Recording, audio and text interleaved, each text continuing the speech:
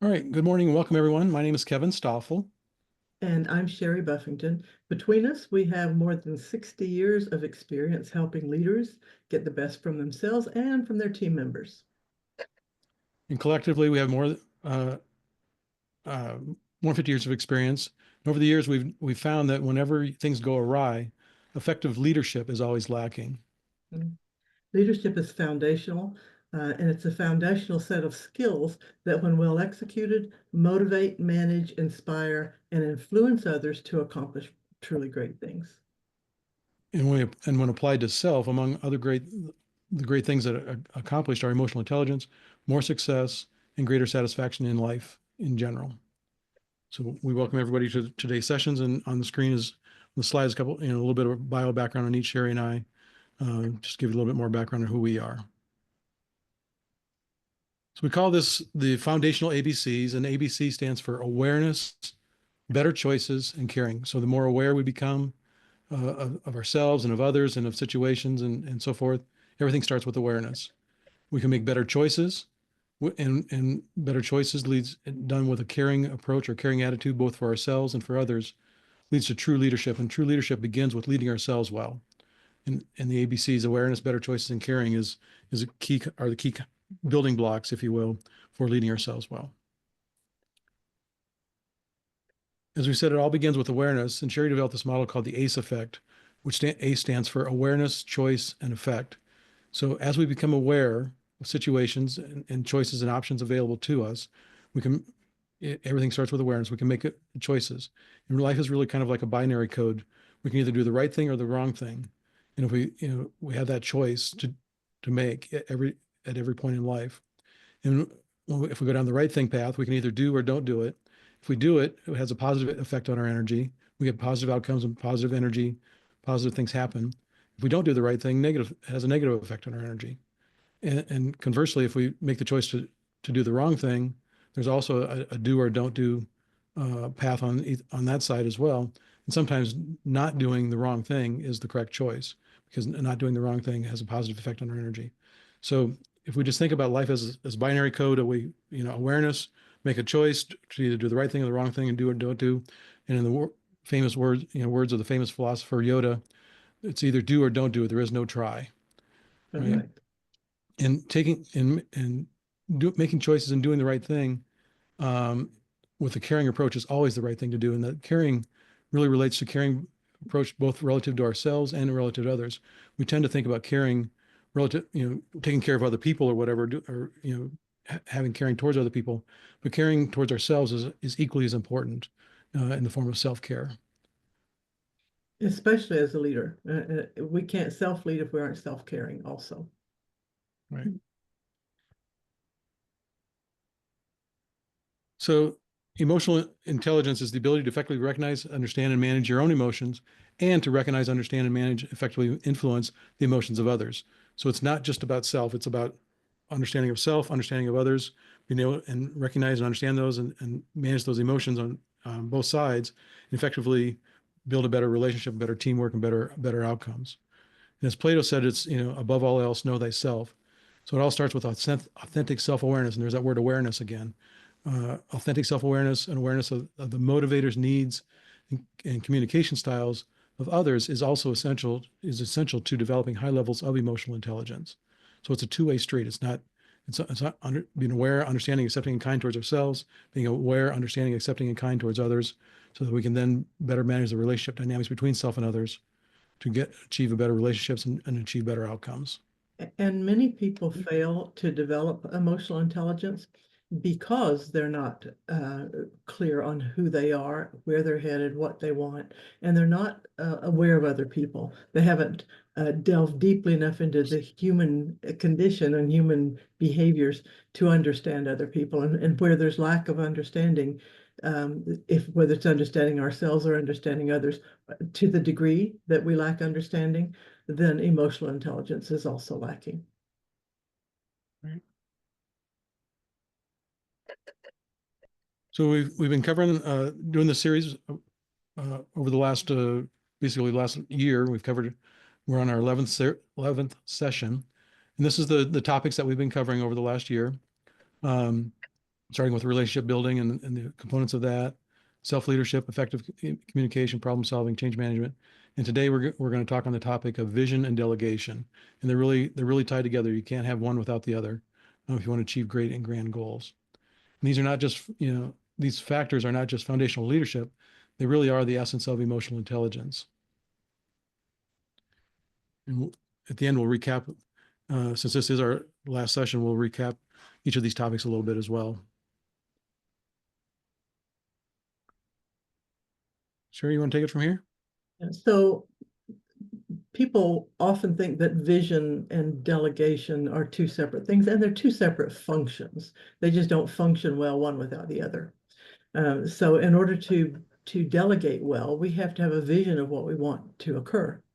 And in order to convey that vision in a way that other people will actually follow through and do what you need them to do, vision is really important. So why vision? One is to gain clarity around short and long-term goals for yourself and for the people you're delegating to prevent uncertainty among team members. When I question organizations about what their biggest issue is, and I talk to the employees, because often the leaders think it's different than the employees know it is. What I frequently hear is two things: lack of clarity and lack of consistency. Those are the two things that trip people up most. So if we have the vision to clearly convey to our team members what we expect of them and what we want from them, then it helps them to perform at a higher level. So also to perform, to provide team members with a clear action plan, really important. We were born with one fear, and that's fear of the unknown. And if moving forward, if a forward action contains an unknown, people are going to resist moving forward because we just naturally resist moving into the unknown. So the clearer you can be about what you want your people to be doing, the better your outcomes are going to be. And then to inspire others to support your mission. So if they can't see what you see, if they can't share in the vision you own, if you aren't able to convey it to them in a way that they are inspired by it, they're not likely to buy into it. And if they don't buy into it, you're going to get resistance, not performance. Right.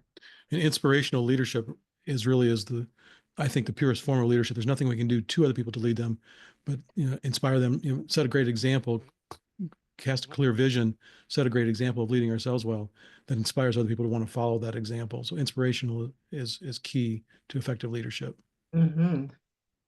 So why delegation? Well, we all know the answer to that. It helps us get more done through other people. It's impossible to do everything that's necessary to do. Many leaders jump in the trenches and do things they should be delegating. And so their plate's too full.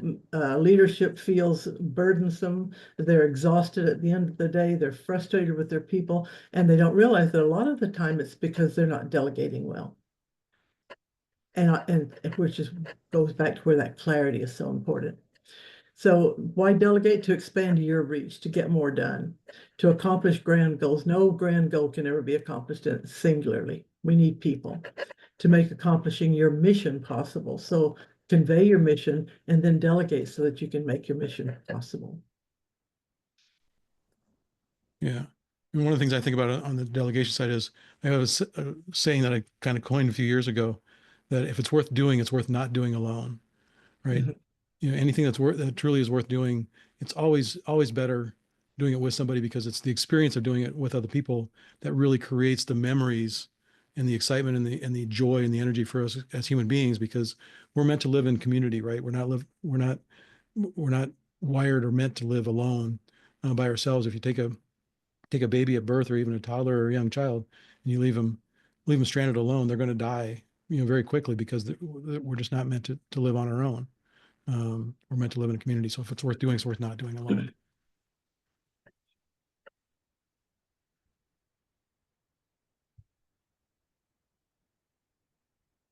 So these are the attributes of a visionary leader.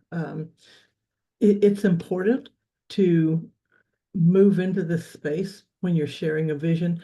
Many people think delegation is giving instructions, and that's part of it.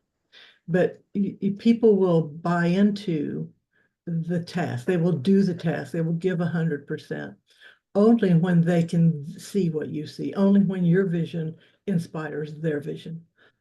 So people take ownership of what they can see and what they can believe in. And so part of your job in delegating to people as a visionary leader is to make sure that you share the vision, not just the instructions. So the attributes of a visionary leader is one, they have a clear vision for the future. They're optimistic about that vision. They present it in a way that we can do this. There's an element of creativity, and that comes oftentimes by way of storytelling. We all love stories, and part of being human is being a storyteller, right? So we all love that creative ability to share a vision, to tell the story. Visionary leaders are bold. They have hard conversations. They have important conversations. And they move into situations. And when they're sharing a vision, they share it boldly. And there's an interesting thing about boldness in sharing a vision. And that's that very few people question if you look bold and confident in what you're sharing with them, very few people question it. They think you couldn't possibly be that confident if it isn't the right thing. So they just don't question it. So boldness is important. Emotional intelligence. And again, this is how you manage your own emotions and how you understand what the other person needs. Because if you don't understand what the other person needs, what you're conveying to them might not be what they hear or what they need to hear. Wisdom and wisdom is part of that. Wisdom grows as emotional intelligence grows, and vice versa. Emotional intelligence grows as wisdom grows. Resilience, and that's being flexible and understanding that many people don't know what you know. And even if you're trying to share with them what you know, if their brain doesn't function like yours does, there's still going to be some mistakes made. And if you're resilient in correcting and improving and adjusting until you get it right, that's a really beneficial trait. The ability to inspire and motivate others. And again, we can't inspire others or motivate them if we don't understand what they need. If you do know what they need and you're able to help them get their needs met, you're their hero. Everybody loves people who can help them get their needs met. The willingness to take calculated risks, and calculated is the operant word there. Leaders don't typically take wild risks. They don't just go leap out of a plane and, well, I forgot to check my parachute. They don't do that. A calculated risk is you make sure you check your parachute before you jump. And so you have a soft landing. Consideration of others, where many leaders, especially in delegation, fall short is in not considering what the other person needs and not considering how they think, not considering how they hear things, and not considering their feelings. I'm So, not considering their perspective. and their perspective, yes. And then strong communication skills. And strong communication skills, especially for a leader giving instructions, delegating, it's very, very, very important that you give and get feedback. So strong communication includes getting and giving feedback. Right. Strong communication is not just being, a dynamic speaker or, those kinds of things. It's really about just your effectiveness and helping other people understand what you're trying to communicate and not just saying a bunch of words and assuming that they understand the words or they assume they understand the meaning. So that's why it's so important to get the feedback to make sure that they understood what you're trying to communicate, not just being a one-way dialogue where you're communicating and expecting they heard it, so they must have understood it. It's a two-way dialogue. I just had this happen to, sorry to interject, No, but please do. I just had I was just at a conference, a brilliant, brilliant person, lots of initials after their name, but could not read the audience, that we were just lost in the way he presented it. So I love that you were saying that because we were lost. I mean, he was going way too deep in the woods and didn't realize the audience that he was have. So his communication and his ability to get it across to us, we couldn't see it just because of he was brilliant, but his communication skills were at a totally different pace than what the audience was. And he lacked one essential form of communication, and that's reading the audience, nonverbal communication. Because Right. I assure you that a lost audience was telling him they were lost. Oh, we were. Yeah, non-verbally. It's kind of Non-verbally, we were all just sort of looking at each other like, do you oh, yeah. understand this? When people are talking over your head, many faces in that audience are like deers in the headlights, right? It's We like, were. what are they talking about? And so he might have been good at words, but he wasn't good at nonverbal communication. He didn't read his audience. Yeah. Yeah. Are And there any other attributes that are things that stand out or examples that you have that anybody has that relative to this list of attributes or things that are missing from this list? Great list. good, thank Yeah. you. All right. The one thing I would add that we don't have there is assertiveness, to be assertive. Oh, that's a good point.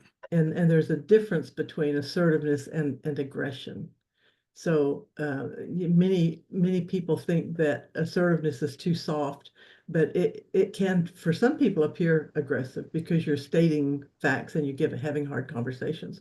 But the difference is that assertiveness looks at the outcome for both people and the long-term effect, where aggression says, I want what I want and I want it now. So it's not a considering other people. So what are some essentials to the vision side of this equation, of the vision delegation equation? One is to ensure that everyone in your organization is invested and motivated to reach the desired future.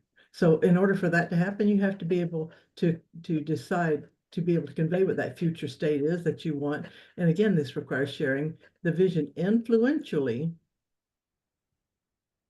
by effectively utilizing each of the essential factors which we talked about earlier. Identify your core values and purpose and use them to guide you in creating goals. So when you can identify your core values and the purpose for what you're doing, then you can convey those effectively. Effectively communicate your values and purpose to stakeholders and all team members. Yeah. Because again, instructions don't motivate. What motivates is a vision, is a dream, is a possibility. Yeah. And one of the things I'd like to point out here is oftentimes people make the mistake of starting with goals. It's kind of like when you're using Google Maps, right? If I want to get direction, if I want to go to Denver International Airport, I do a search for Denver International Airport, and it plots it on the map and shows me where it's at. But as soon as I ask Google Maps for directions, what's it ask me for? Where am I starting from? What's my starting location? And the core values and your purpose and your strengths is who you are as an individual and who you are as an organization. That's your starting point. So we always need to start out with our core values, our purpose, and our strengths, so that we can create a clear pathway to get from where we're starting from to where we want to go, and that's our goals. Right. Good point. The next point there is to gather input from stakeholders and team members to increase clarity and gain buy-in. And the gain buy-in is really important because if someone hasn't bought into your dream, into your vision, they're not going to be a player. They're not going to be an efficient and effective player. When they buy in and they understand what you're trying to accomplish and they buy into what you're trying to do, then they take ownership of what you delegate them to do. And without ownership of it, they're not going to do it well. So once you've refined, once you've run your thoughts and ideas and visions by stakeholders and team members to get their buy-in, then create a concise vision statement and share it with all concerned parties. I see so many organizations who don't share their vision and their mission and their goals with their people. And those people on the front lines see things that the leaders never see. And if they understood the mission they might respond to the things they see very differently than they sometimes do. I'll jump in on that one because I worked for an organization years ago that had never shared their strategic goals with the employees beyond the leadership team because they were afraid the competition would find out. And it was kind of like, oh my gosh, how did people even know what to do? So that was part of our strategic plan, was to communicate that and to tie everyone's individual goals to the overall goals. So totally, totally agree with that. What kind of difference did that make, Laura? It was huge. We went from not meeting our goals and no bonuses being paid out for 5 years, and I will say I wasn't there for that 5 years, to exceeding the goals 3 years in a row, and then basically positioning the company for sale, which was a big goal. So huge, and people got bonuses beyond 100% because of we had an upside to the bonus plan. So it was an amazing difference. Yeah. So, and thank you for sharing that, because that's a beautiful example of the importance of this piece, Mhm. sharing your vision, because we're not going to be intrinsically motivated toward instructions. Instructions do not intrinsically motivate us. That is the carrot and the stick approach, right? And you can only feed people so many carrots, and you can only beat them with that stick so often for it not to work anymore. So understand your current position and what it will take to reach your goals, because where you are and where you want to be, between where you are and where you want to be, is a gap. And it's not only the vision that you need to be clear on, but also the gap, so that you can know what those goals between where you are and where you want to go need to be, what the steps from between those places. So actively work towards achieving what you envision by setting measurable goals and align with the vision that align with your vision. So if your goals are not measurable, there are a couple of things that derail people. One is goals that are too low, that aren't motivating, because the goal is not sufficient, not high enough, or goals or things that are too high. So both ends of that spectrum, too low or too high, most people don't function well within. So somewhere between those two extremes, though, there's that ideal for you. And when you discover what that is, that's what you share, and that's what you stay with. That's how you fill your gaps, is Yeah. what can people buy? So a visual analogy for that is, think about a rubber band, right? A rubber band is only useful when it has the right amount of tension on it. If you're trying to, rubber band a deck of cards together, if you put it around once, the rubber band around the deck of cards once, and it's too loose, the cards all fall out because the goals aren't, it's not, there's not enough tension on it. Or if you wrap it around too many times, it'll snap, right? So it's kind of like a rubber band. You got to think about finding that right amount of tension, not too loose and not too big. For it to be useful. And that's the same way with goals. Yeah, and I like that, is wrapping it around cards, because we've all experienced that. So you create milestones to measure progress and hold yourself and others accountable for meeting those milestones. When we set a goal and we don't have the milestones in between, one, you can't measure progress. You can't see if your goals are moving in the way and at the speed you intended. And also, if someone fails at a milestone, correcting at that milestone point is much easier than correcting at the end when the goal didn't get achieved. So be sure that you also spell out your milestones. What does progress look like? What steps have to happen between where we are and where we want to go, so that I can lay those steps out as milestones. Then regularly review and adapt your vision as needed. So rarely is plan A the final plan. Rarely is that first draft the final draft, right? Rarely is that first vision that we share with our team the final vision. Things happen that we didn't anticipate. Someone does something that we had no idea somebody was going to do that. When that occurs, then you make an adjustment and just adjust and adapt until you and your team have what you need. If you think about it too, the world is constantly evolving around us, right? So, there's a constant evolution going on. And if we cast a vision and stay stuck in that, stay on that vision for 3, 5, 10 years and don't adapt or evolve, with the world and the dynamics around us, we're gonna end up in a world of hurt. So we've got to evolve as the world around us evolves. So that's why we got to continually review and adapt our vision as needed.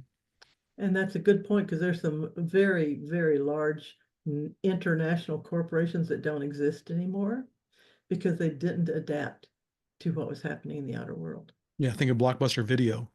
Yeah. Sears, there are a lot of organizations that are either gone or on their way out because they haven't adapted.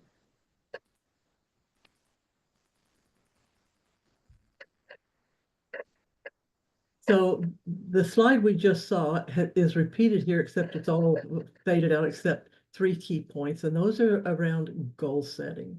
So you want to set goals, again, identifying your core values and your purpose, using those to guide your goals. Understanding your current position and what it will take to reach your goals, and then having measurable goals and milestones to measure progress. So this is just a recap on, because goal setting is so important and how you do it is so important. So I developed smartest goals. You're probably familiar with SMART goals, the SMART goals formula. I developed the smartest goals formula because there are subconscious factors that are essential to goal achievement. And if those aren't there, we aren't motivated to achieve the goal. So the first 5 factors here are in the SMART formula. We've just expanded on them a bit. So instead of just specific and stretching, what's in parentheses is some other things. It's a small stretch. It's being success focused, right? M being the measurable is also, they need to be meaningful and motivational. And so those are the intrinsic things that are missing sometimes in the SMART formula.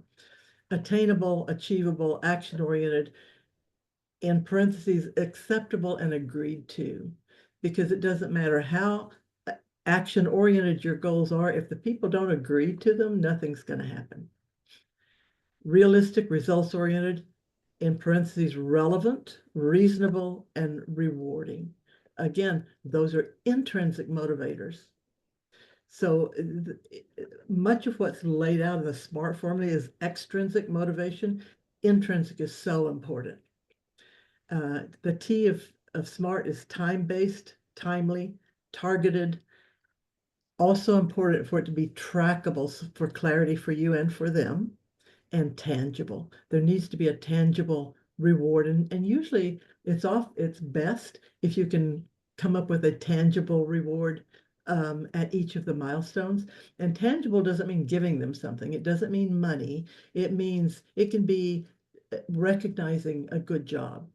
That feeling feels tangible to people. The EST part is exciting, engaging, energizing, and effortless. And yes, effortless. Effortless occurs. If you've read Csikszentmihalyi's book on flow, he describes a state where you're getting so much done and you're just in the flow of it, and hours pass and you've accomplished a lot, but it doesn't feel like you're working. You're enjoying it. You're in flow. So if you can make your goals such that people can get into flow with them, then what they're doing doesn't feel effortful. And there's no resistance to what feels effortless.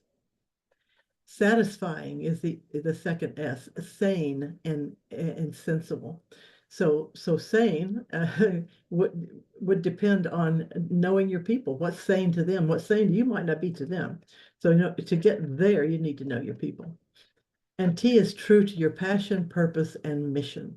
So the goals need to be all of those things. And if you're considering all of these when you are setting goals, then you're going to get buy-in from other people as well as from yourself.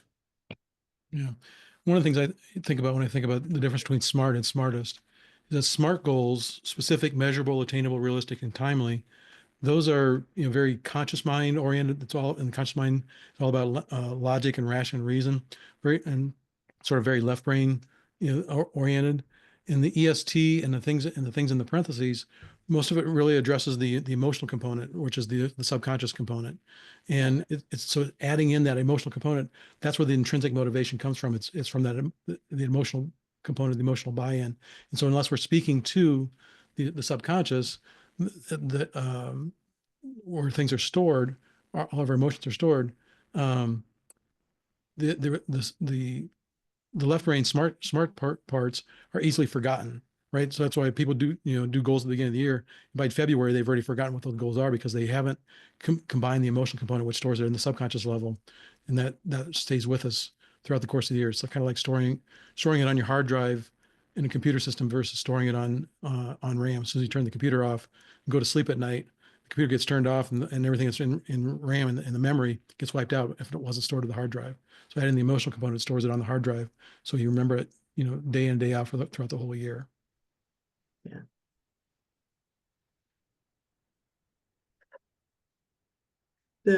One of the things you just talked about, Kevin, is important for those of you listening to understand. And that is that he's talking about storing it at a subconscious level. The subconscious mind doesn't forget anything. And its language is not logic.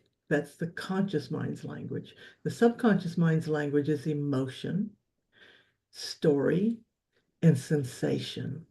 And so if you want them to remember things, if you want to motivate people intrinsically, be sure that you're utilizing those three things: emotion, story, and sensation. So do we have any questions on the vision essentials before we go to delegation essentials or smartest goals? No questions?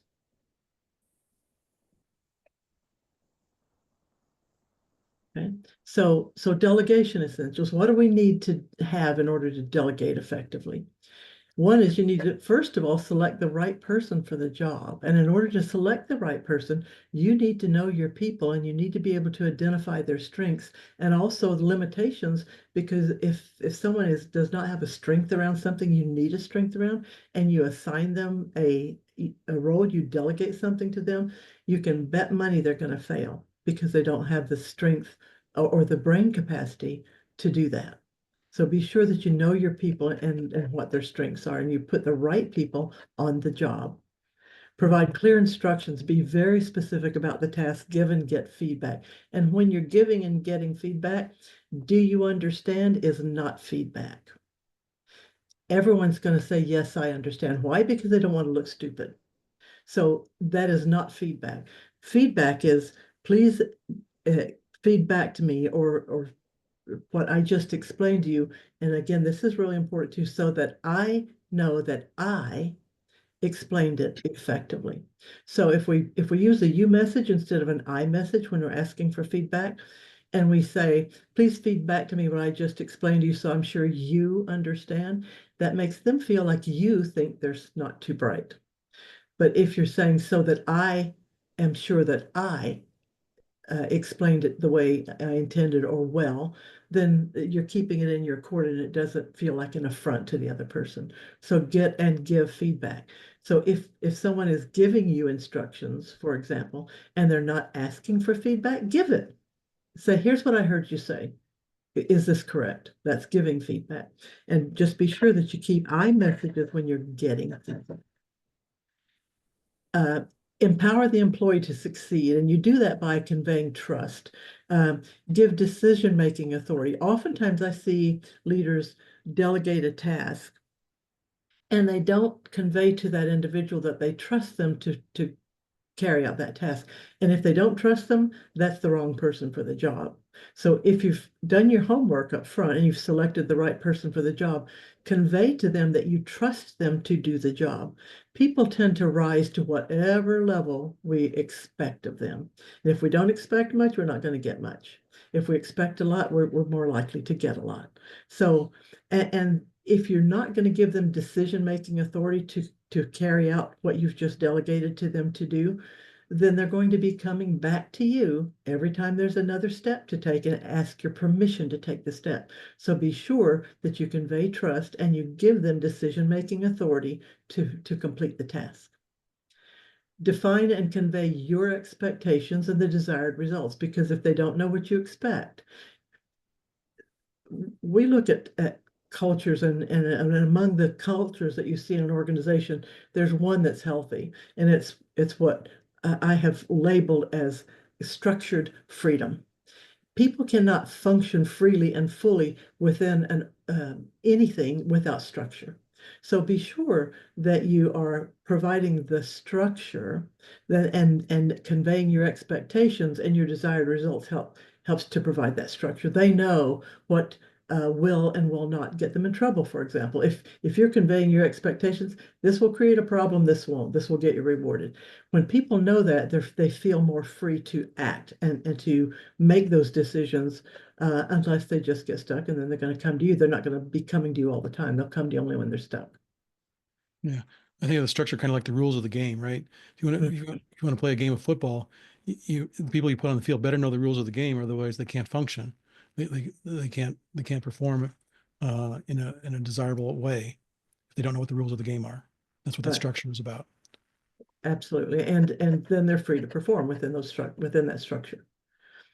So hold the employee accountable, check on progress at regular intervals, but don't micromanage. If they need to ask you every step of the way, you might as well do it yourself, because it's going to take up just as much of your time and attention. Check on their progress to be sure, so that you know that they're reaching those waypoints along the way. But let them do the project. Hand it to them and trust them to do it. Provide constructive feedback and recognition. Be sure to add the recognition. You're doing a great job. When you give feedback without recognition, often people just look at what I did wrong. Now, I used to, when I would do a presentation, I might have a room with 40 people in it, and I might have 38 people go, this was a great presentation, and 2 people have a complaint. And what do I focus on? The 2 with the complaint. And it's human nature to do that. It's human nature. I often use an example of a 1,000-piece puzzle. You spend a lot of time and a lot of effort putting together this beautiful puzzle. It's 1,000 pieces, but you get to the end and 1 piece is missing. You have 999 pieces. And what do? You focus on that one missing piece, and you miss the overall big, beautiful picture and the time that you have spent making all those other pieces fit. So it's really important that when you provide feedback, you also provide recognition, so that they know that you're seeing the good things they do as well as the things they're missing.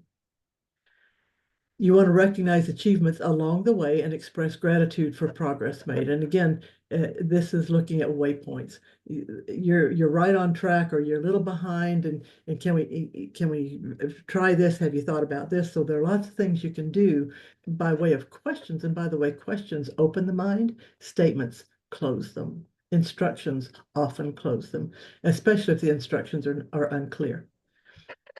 Be patient.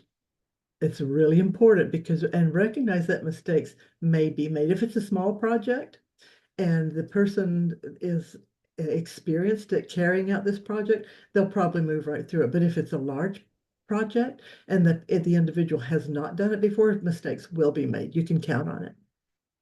So be willing to offer solutions if asked, or if the employee seems to be struggling. So oftentimes people get derailed in the midst of a project that they've been delegated, because the person who delegated the project keeps offering solutions, which says to the person doing the project, you don't trust me. You don't think I can do this.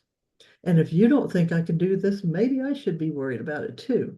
You don't want to get people in that space. So be sure, let them know if you have a question, if you get stuck, come to me. I'm happy to answer those questions, but don't, that's micromanaging if you're meddling where there's no requirement to do that.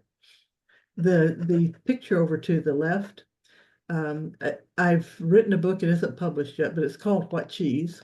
And it's about the kind of communication that most leaders do. Most leaders are generalists. They're extroverted generalists. And so their communication and their instructions have lots of holes in them, and they like the holes.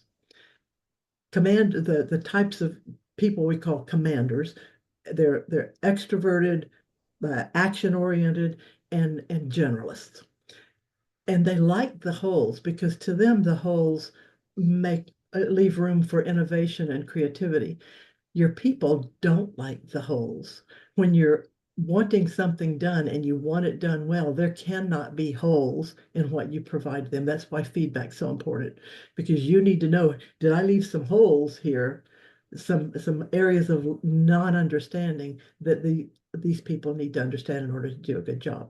So be sure that you don't leave holes. Be patient with answering questions. Let people know that you're open to answering questions, and that pleased to come and ask you if they're struggling or if there's something they don't know, and that you're happy to answer questions.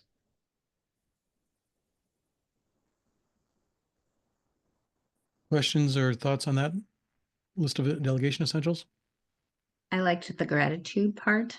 When one of our training, we talk about gratitude, where we actually have people write a gratitude letter. Doesn't have to necessarily to be to their significant other or partner, but to somebody.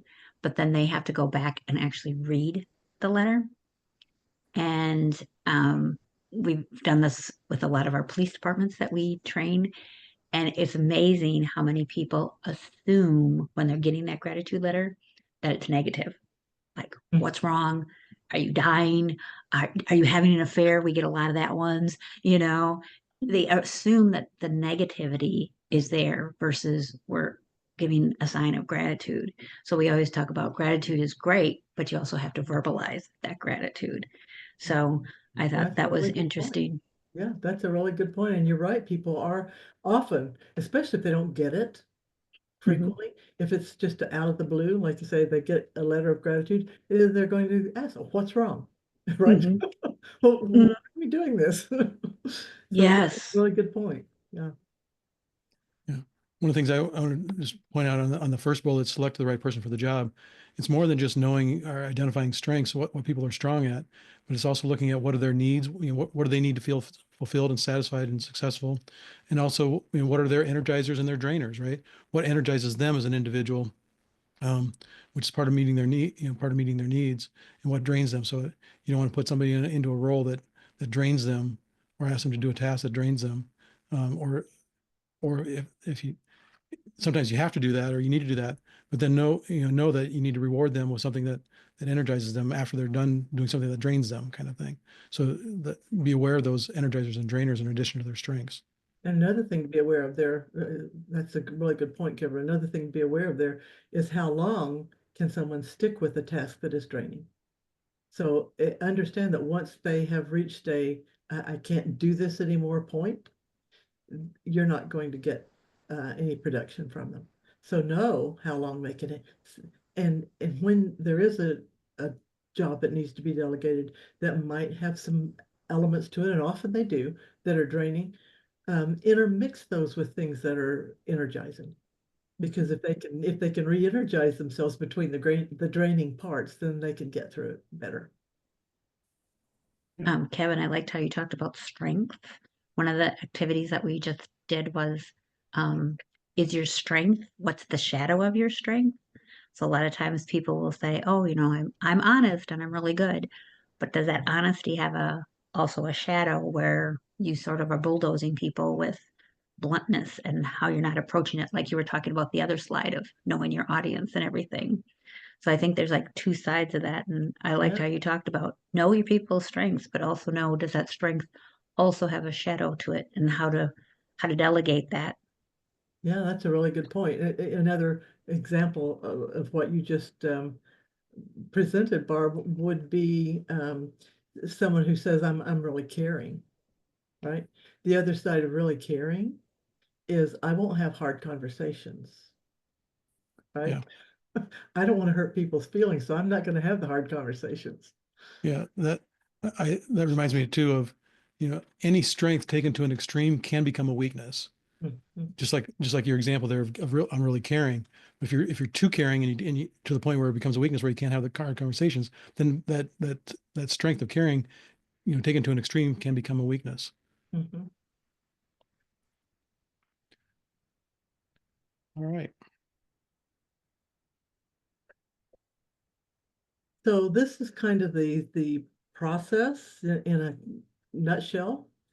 You cast the vision, let people be sure people can see what you see and buy into it. Set your goals, delegate tasks as necessary. You can't do it all. Get and give feedback, make adjustments as necessary, and trust your people to do the job you've assigned them to do. Because if you're not trusting them and you're micromanaging, like I said, you might as well be doing it yourself because it takes up your time and it slows them down and prevents them from doing what you need done.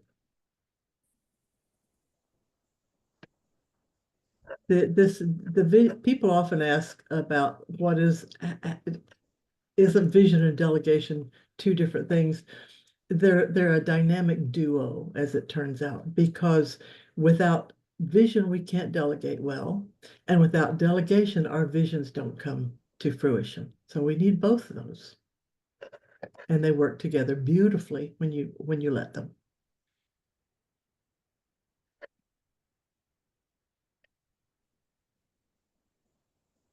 So So these are action steps. We always do action steps at the end so that you can actually go and test things, try things. And so here are our action steps for this one. So A is select one visionary attribute. So if you go back to the slide, that's the attributes of a visionary. Select one and one visionary essential, one of the essential things to convey a vision. And practice, work on that each week and practice it. You're not going to master it in a week, but you can improve it. So if you just select a few and you say, I could improve on this, and in order to delegate well, I could improve on this, the visionary essential and the visionary attribute. Those will polish because all polishing happens with practice, right? Very few of us come out of the gate perfect. We have to make those adjustments. So practice what seems to you to be an important piece that is not as strong as you'd like it to be.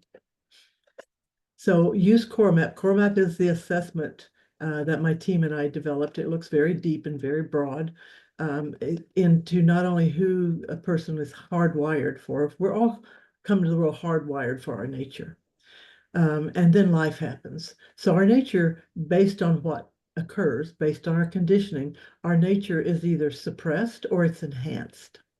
But if we can know what a person's nature is and to what degree it is suppressed or enhanced, what they're coping, what tools they're using to cope, what stresses them out, where they have patience or where they would be impatient, what they're tolerant toward, what they're intolerant toward. If we know all those things, now we can select the right people for the right task and know that we're delegating the right task to that person because they have what it takes. Consciously let go of a task you have been holding on to and delegate it to somebody. This would be great practice for you, and it would be great for the other person. It's going to free up time and space for you and let you see how wonderful it is to effectively delegate something to someone else. yeah, If you're doing something yourself, stop doing that. Select the right person and delegate it. yeah, it's a great exercise to every so often just go through the list of things of how you're spending your time on a daily basis or a weekly basis, whatever, and really evaluate that list on it. Is this the highest and best use of my time based on my role, my position, what I know, my experience, or is this something that I could delegate to somebody that has a lesser role or less experience, or or could do it better? Oftentimes we end up doing things ourselves that there's somebody on our team that could actually do it better than us, and more efficiently than us. So is it the highest and best use of my time based on who I am, or is it something I should delegate to somebody else? And that's a really good question to ask yourself. Is this the best use of my time?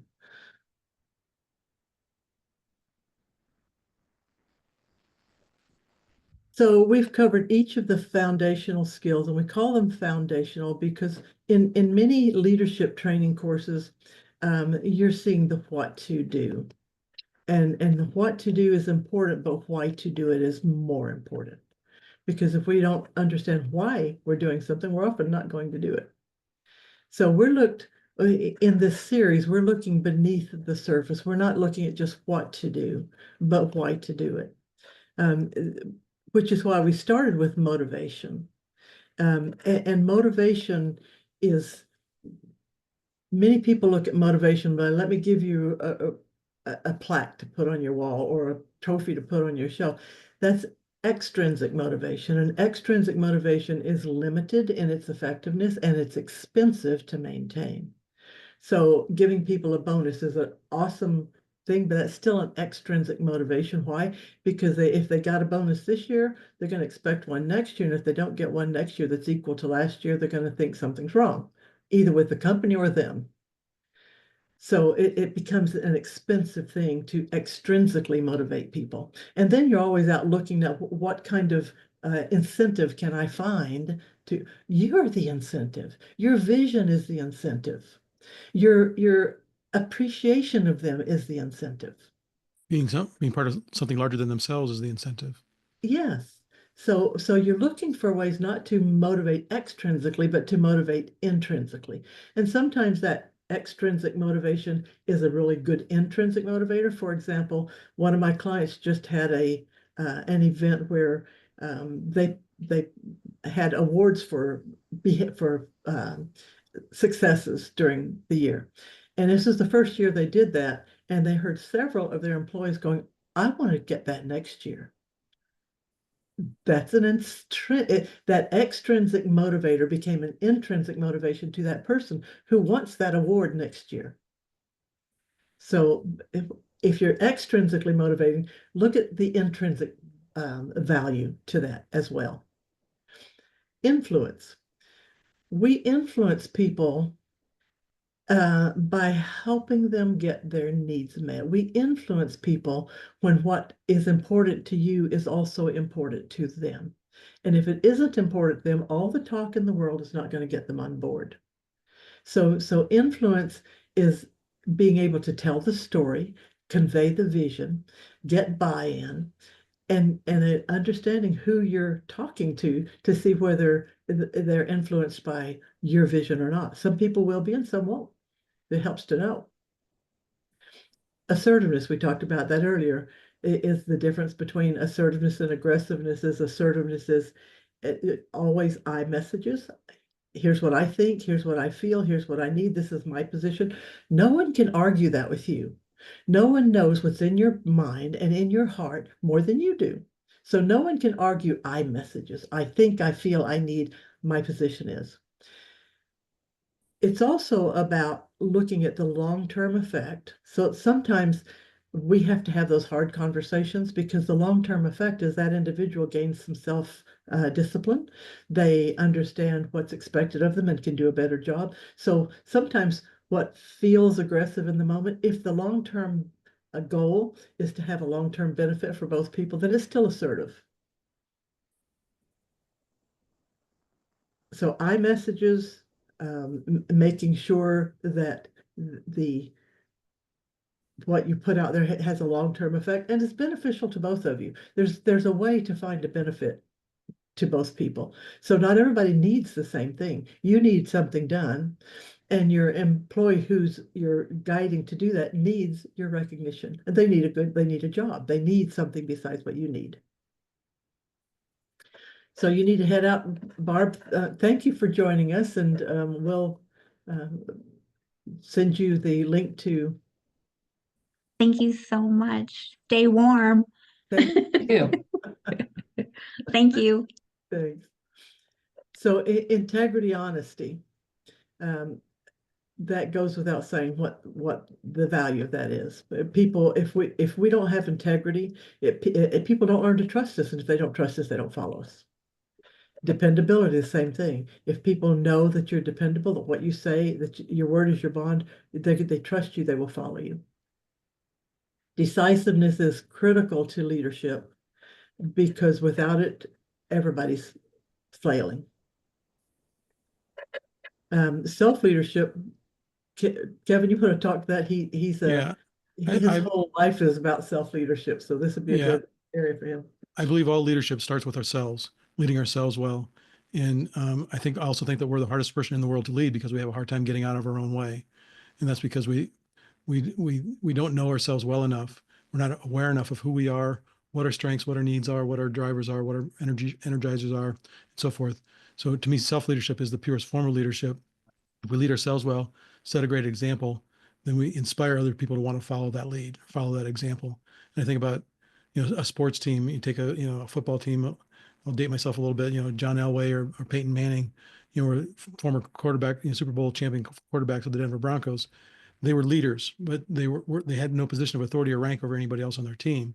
They were just one of the players, but they were leaders on the field and set a great example that inspired their teammates to follow that lead. And I think the same is true in business. We should all be leaders, whether we're in a position of authority or rank or not. And at a minimum, we lead ourselves well, and we inspire the people around us, whether that be employees, if we are in a leadership rank position, or whether it be peers, people that work on our team, whether it be customers, whether it be vendors, whether it be our superiors. Sometimes, as an individual and employee, we can lead our superiors by setting a great example as well, that they can be inspired to follow. So self-leadership to me is the purest form of leadership and the beginning of all leadership. Absolutely. Effective communication. Laurel, the example you gave of, and I see that the example you gave of the talking over people's heads, was that you or was that Barb? That was Barb, I think. That was Barb. That's a classic example. So communication isn't just the words we speak. Communication is also nonverbal, and actually about 95% of what we perceive in communication is nonverbal. It's the voice tone. It's not just we listen to the voice tone and the body language more than we listen to the words. And it's why when we give instructions with just words, people don't get it because they're watching you and they're listening to the voice tone as well as the words you're speaking, and those are getting the attention more than the words are. So be sure that when you're communicating that you're aware of those things as well. Problem solving, it's again, if we aren't looking at the gaps, if we don't know where we are and where we want to go, and how to achieve that, then problem solving, we're going to be weak on that point. Change management, if we're not growing, we're dying, especially in an organization. Every organization should be changing on a regular basis. And people, if they're not clear on where an organization is going or what the change is leading to, they're going to resist it. And within any team, there are going to be people who embrace change, and there are going to be people who resist it.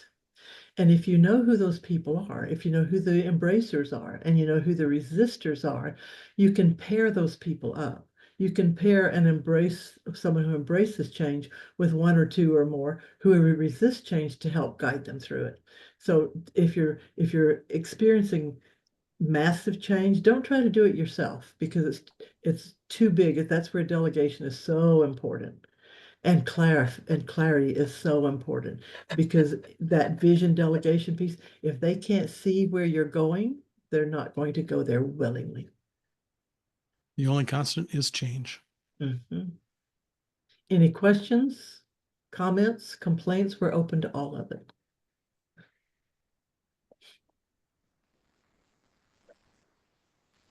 If you've missed any of these portions that were these programs that we've done, or these 11, you can go to YouTube, and there's the link. Kevin's going to send you that link so that you can just click on it, but there's the link that you can go and see all 11 of them. They've all been recorded, and so you can go and see them all there. That's great. I appreciate that. Titus couldn't join because we had a little bit of turmoil this week. So, You had a little bit of turmoil. uh-huh. That happens in business a lot, doesn't it? Yeah. So, trying to catch up. But, Well, we appreciate you joining, Jim, in spite of the turmoil. thank you. All right. Well, lastly is if you are part of an organization or know people in an organization that would like to develop their leadership team or their leaders in their organization, we have a program we call LEAP, Leaders Equipped to Actualize Potential. And it goes beyond the typical skills and knowledge and tactics and delves deep into the foundational factors and that drive exceptional performance and productivity. And that's what it's all about. So this is just quick highlight summary of that program. And lastly, we would just like to say, big thank you for those that have joined today and those that have joined over the last year. And just a reminder, we will be repeating, all these sessions are recorded and they're available on YouTube.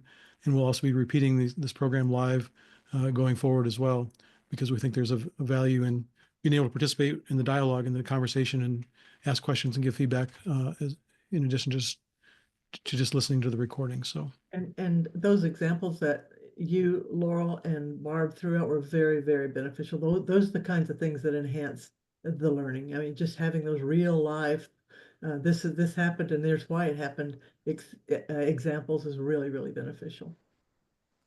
So thank you for that. You bet. If there are no questions or comments, we'll just sign up. Thank you so much. Thank you. Take care.